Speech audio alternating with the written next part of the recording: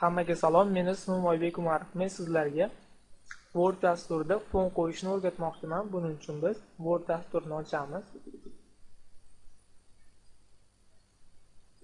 Razmetka stranitsa bo'limini tanlaymiz va podloshka bo'limiga kiramiz. Bu bo'limdan sozlash bo'limiga o'tamiz. Ko'rib turganimizdek, rasm, risunki va tekst matn bo'limlari bor. Bu yerda rasm kiritishimiz uchun rasm bo'limini tanlaymiz va bizga kerakli bo'lgan rasmni tanlaymiz.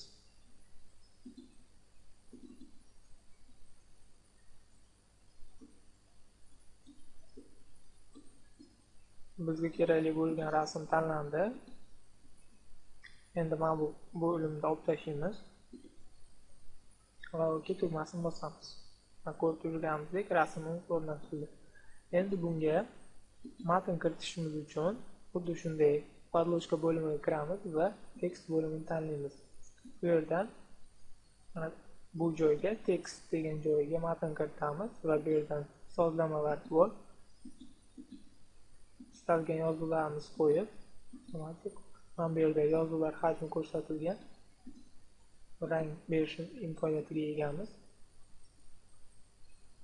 Va OK tugmani bosadigan bo'lsak, rasmimiz yo'qoladi, o'rniga yozuv o'rnatiladi.